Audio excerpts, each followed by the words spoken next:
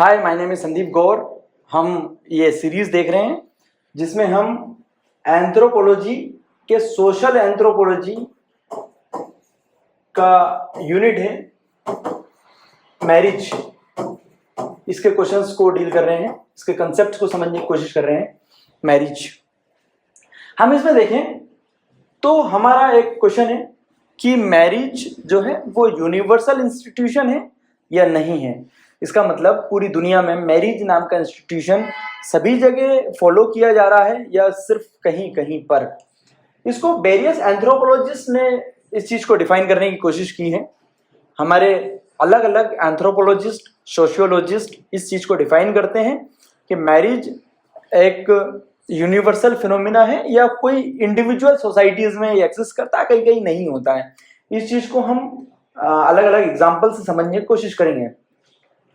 Marriage generally एक union, एक socially sanctioned union होता है इंडिविजुअल्स के बीच में, दो लोगों के बीच में एक सोशली सैंक्शनड, जिसे हमारे समाज ने मान्यता दे रखी है कि ऐसा एक साथ होता है, यूनियन होता है, इसको हम मैरिज कहते हैं, जो कि रेगुलेट करता है सेक्सुअल रिलेशंस को। कौन किसके साथ सेक्सुअल रिलेशंस लीगली सामाजिक तरीके से मेंटेन कर सकता है, इसको हमारे मैरिज से रेगुलेट होता है।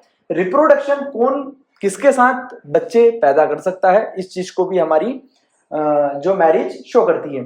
और किनशिप, अपने घर के और सारे रिलेशंस को भी डिफाइन हमारी मैरिज करती है। इसमें अगर हम देखें तो बहुत सारे एंथ्रोपोलॉजिस्ट हुए, जैसे Edward Tylor, Malinowski, Radcliffe Brown, इन लोगों ने, इन एंथ्रोपोलॉजिस्ट ने मैरिज को एक यूनिवर्सल फिनोमिना बताया है, जबकि कहीं कहीं हमें एक्सेप्शंस इसके देखने को मिलेंगे, अपवाद देखने को मिलेंगे, उन्हें भी हम देखेंगे। हम पहले टेलर, मेलिनोस्की, रेडक्लिफ ब्राउन इसकी यूनिवर्सलिटी को किस तरीके से डिफाइन कर रहे हैं, हम इस चीज को देखेंगे। लेकिन अभी रिसेंट अगर हम एंथ्रोपोलॉजिकल एविडेंसेस को देखें तो ये यूनिवर्सलिटी पे क्वेश्चन करती है। जिस तरीके से हमारी अभी रिसेंट लिव इन मैरिज का जो कंसेप्ट है, या होमोसेक्सुअल मैरिज, घोस्ट मैरिज, इस तरीके के जो कंसेप्ट है, इससे यूनिवर्सलिटी को हम थोड़ा चैलेंज कर सकते हैं। अगर हम डेफिनेशंस की बात करें तो हम एडवर्ड टेलर की डेफिनेशन पे जाएं तो ये मैरिज को यूनिवर्सल इंस्टीट्यूशन देखते हैं, जैसे हमने अभी समझा। ये मानते हैं कि मैरिज जो है इवोल्व हुई है, कहां से हुई है, प्रिमिटिव प्रोमिस्क्यूटी से ग्रुप मैरिज की तरफ, देन पॉलीगेमी से, और फाइनली मोनोगेमी तक गई है।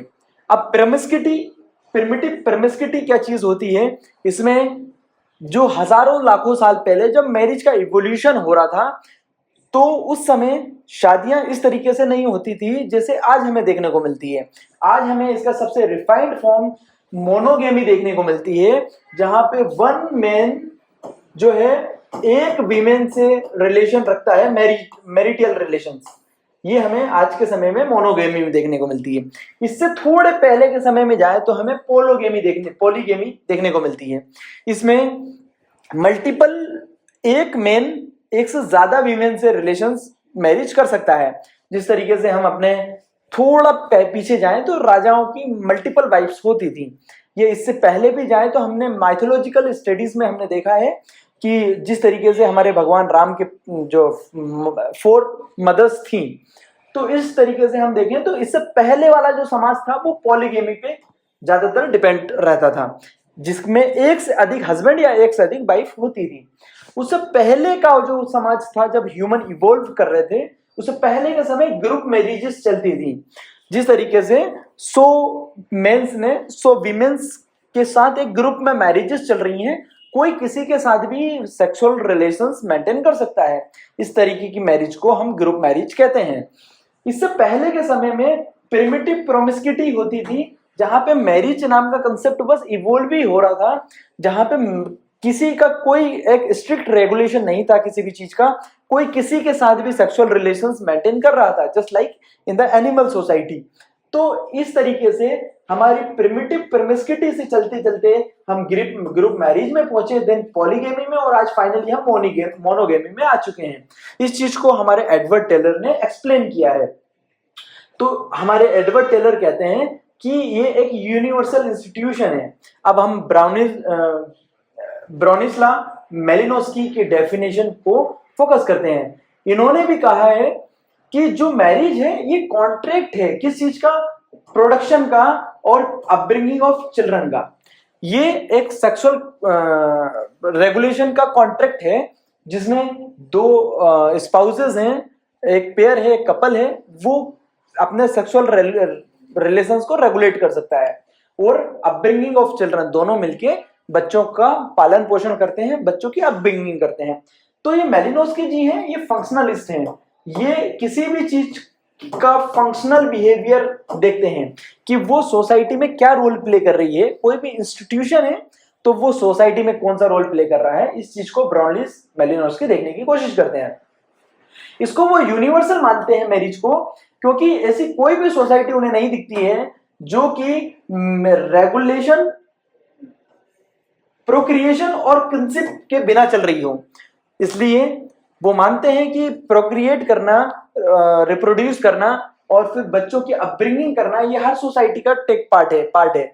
और उन्हीं के कुछ रिलेटिव्स भी होते हैं, उनको हम किनशिप कहते हैं, संबंधी भी होते हैं।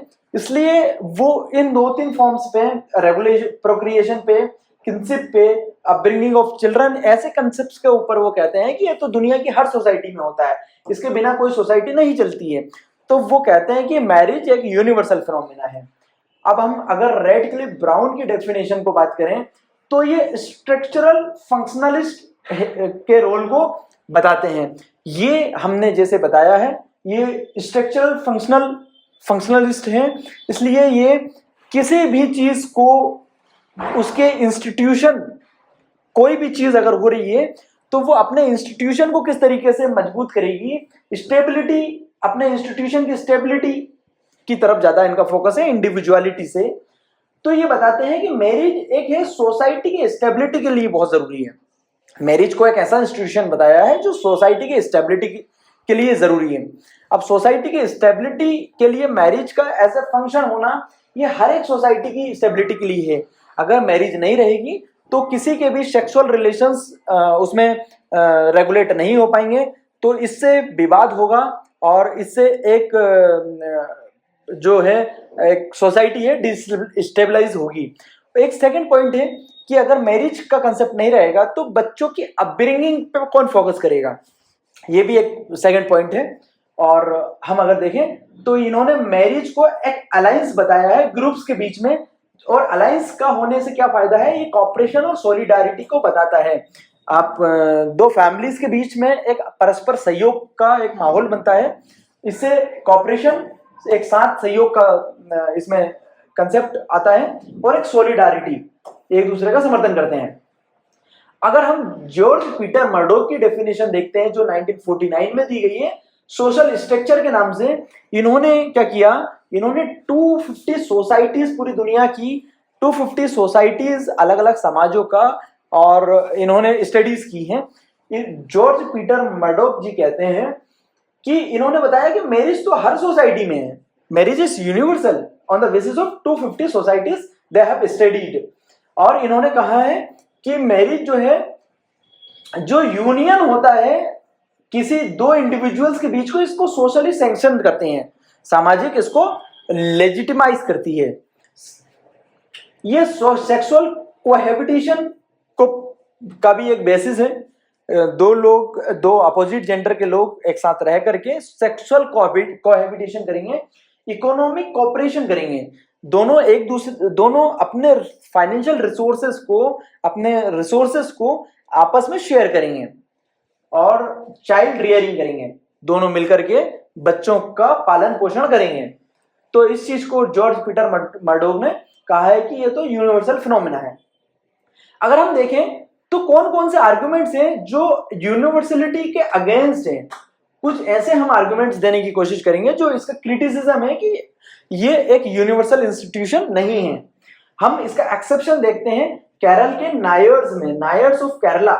हम इसको देखते हैं कि इनके पास एक कंजुगल फैमिली नहीं होती है, सेक्सुअल रिलेशन और चाइल्ड रियरिंग बच्चों के पालन पोषण का काम है, और सेक्सुअल रिलेशंस जो कोहैबिटेशन का जो कंसेप्ट है, कोहैबिटेशन, एक साथ दो स्पाउसेस का, कपल्स का रहने का जो कंसेप्ट है, वो यहाँ पर काम नहीं करता है। नायर्स ऑफ केरला में जो हम कहते हैं कोहैबिटेशन का कंसेप्ट नहीं है, यहाँ पे विजिटिंग हस्बैंड का कंसेप्ट है।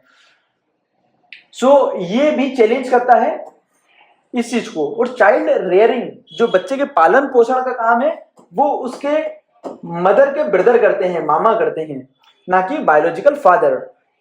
तो ये एक इसका एक्सेप्शन है कि हम जिस तरीके की डेफिनेशन देने की कोशिश करते हैं मैरिज की, वो यहाँ पे फिट नहीं बैठती है। अब हम कैथलीन गो की डेफिनेशन पे फोकस करेंगे। हम अगर देखें इसमें तो अल्टरनेटिव फॉर्म्स हैं मैरिज के। सिंगल पेरेंट फैमिलीज होती हैं, ये भी हमारे मैरिज के जो प्रचलित फॉर्म्स हैं। यूनिवर्सलिटी ऑफ मैरिज को चैलेंज करता है। अगर हम देखें, सिंगल पेरेंट भी अपने बच्चों को पाल रहे हैं। जिस तरीके से हम देखें तो बॉलीवुड में करण जौहर ऐसा, और मल्टीपल लोग ऐसा कर रहे हैं। एक लिव इन रिलेशंस भी एक इसको यूनिवर्सलिटी ऑफ मैरिज को चैलेंज करते हैं। लिव इन रिलेशंस में दो individuals without marrying each other साथ रहने का निर्णय लेते हैं, और वो अगर चाहते हैं तो वो प्रोक्रिएशन भी करते हैं, बच्चे भी अपने पैदा करते हैं। लेकिन वो जिस तरीके से हम अगर लिव इन मैरिज का अगर एग्जांपल लें तो हमारे पास रोनाल्डो एक बहुत अच्छा एग्जांपल है, जो लिव इन मैरिजेस में मल्टीपल जो बच्चे हैं उनके हैं। सेम सेक्स रिलेशंस हैं, सेम सेक्स मैरिज हैं, इसमें भी होमोसेक्सुअल मैरिजेस में हम देखते हैं कि ये भी हमारी यूनिवर्सलिटी के अगेंस्ट है। तो ये सभी चीजें जो है हमारे क्वेश्चन करती है हमारी यूनिवर्सलिटी को।